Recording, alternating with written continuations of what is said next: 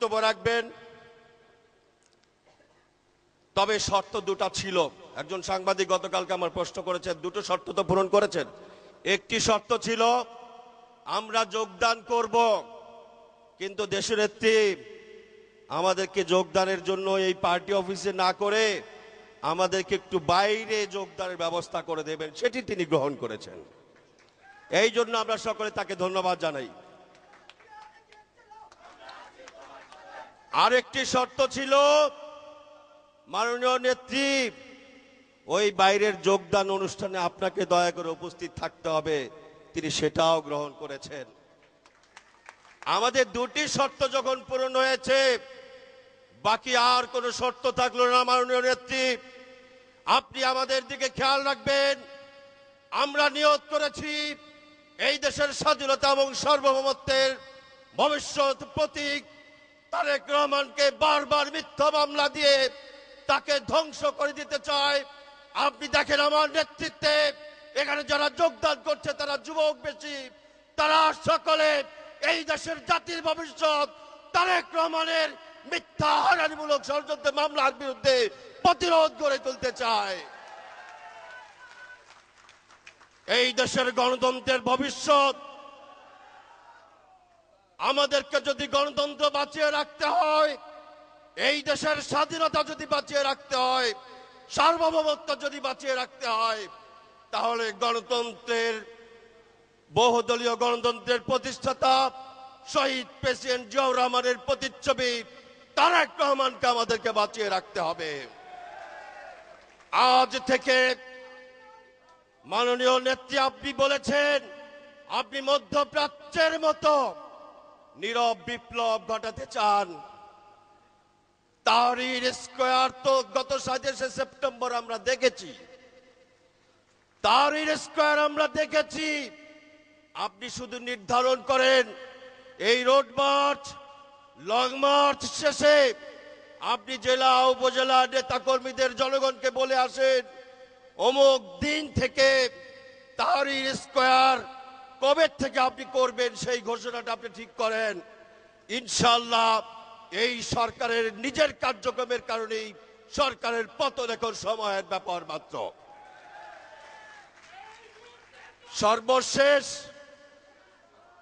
সর্বশেষ আমি আপনাদেরকে স্মরণ করে দিতে চাই, আজকে আমাদের জন্য পরম সৌভাগ্যের বিষয়, এটি সেপ্টেম্বর মাস। এই সেপ্টেম্বর মাসের 1 তারিখে শহীদ প্রেসিডেন্ট জিয়াউর রহমান বিএনপিকে প্রতিষ্ঠা করেছিলেন। এই সেপ্টেম্বর মাসের 3 তারিখে সকল ষড়যন্ত্র বাধা মোকাবেলা করে মুক্ত হয়েছিলেন তারেক রহমান। 11 ষড়যন্ত্রের বিরুদ্ধে মুক্তি পেয়েছিলেন এই 11 সেপ্টেম্বর বেগম খালেদা জিয়া। এই সেপ্টেম্বর মাসের 29 তারিখে আমরা যোগদান করতে পারে আমরা নিজেরাও আনন্দিত। আর একটি বছর সময় আপনি দিয়ে দেন, আগামী সেপ্টেম্বরের মধ্যে এই সরকারের পতন নিশ্চিত করতে হবে ইনশাআল্লাহ। মাননীয় দেশনেত্রী, আজকে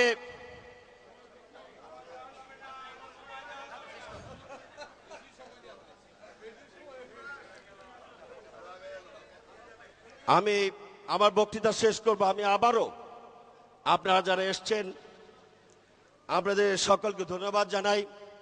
আমাদের সামনে উপস্থিত আমাদের যেসব জাতীয় নেতৃবৃন্দ রয়েছেন তাদের নাম আমার প্রত্যেকের না বললে আমার জন্য অন্যায় হবে।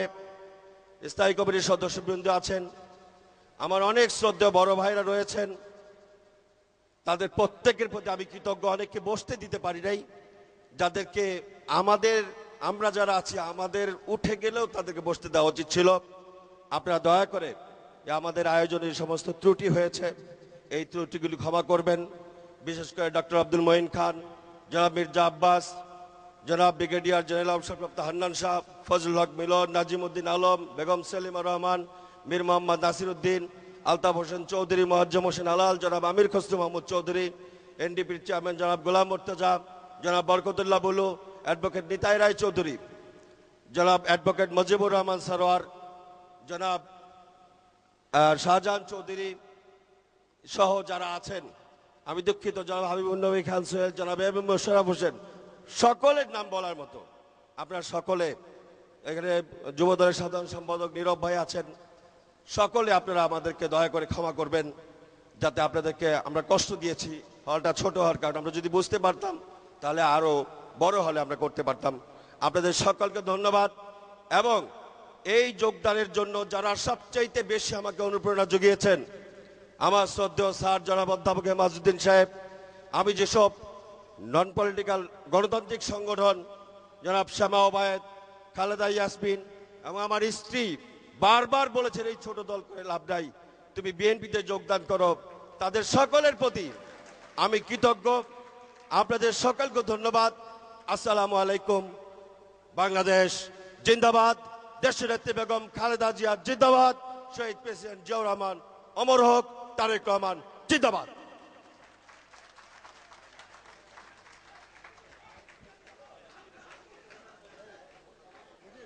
তারেক রহমান বীরের বেশে আসবে ফিরে বাংলাদেশে।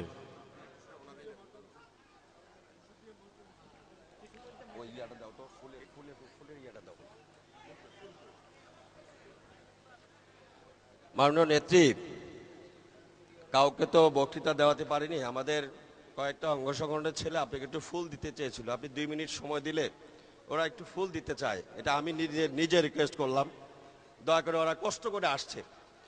এ পর্যায়ে ফুলের ইয়েটা কোথায়? জাতীয় মহিলা পার্টি আগে ইয়ে দাও, জাতীয় যুব পার্টি, শ্রমিক পার্টির পক্ষ থেকে শ্রমিক নেতা, বাংলাদেশ শ্রমিক পার্টি এবং জাতীয় যুব পার্টি, জাতীয় স্বেচ্ছাসেবক পার্টি যারা ফুল দেবে তারা আস্তে আস্তে ইয়ে করেন। জাতীয় যুব পার্টির পক্ষ থেকে যারা ফুল দেবেন ইলিয়াস হোসেনের নেতৃত্বে,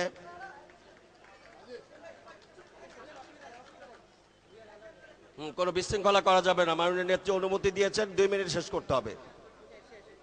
জাতীয় স্বেচ্ছাসেবক পার্টির পক্ষ থেকে শরীফুল ইসলাম, ইশতিয়াক আহমেদ বাবুল,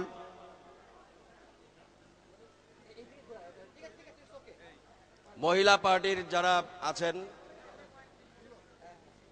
মিসেস হোসনিয়ারা আহমেদ, সাধারণ সম্পাদক জেসমিন হেলেন, পার্টির সভাপতি মিসেস হোসনিয়ারা হেলেন, আপনারা একটু আসার সুযোগ করে দিয়েন।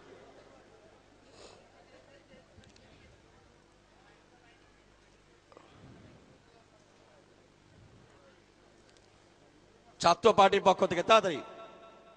এই সুযোগে আপনাদের অনুমতি সাপেক্ষে আমার ছেলে রাইয়ান এবং রুম্মান, তারা আমাকে আগের থেকে বলে রেখেছে যে ম্যাডামকে যাতে আমরা ফুল দিতে পারি সেই ব্যবস্থা রাখবা। এই সুযোগে আমার ছেলে রাইয়ান এবং রুম্মান ফুলের তোয়াটা নিয়ে আসুন। ওদেরকে ওই দিক দিয়ে দাও না, ওই দিক দিয়ে দাও না।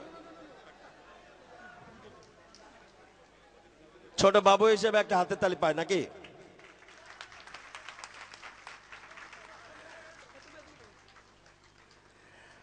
মাননীয় নেত্রী, আপনাকে অনেক ধন্যবাদ, আপনি আমাদেরকে সময় দিয়েছেন।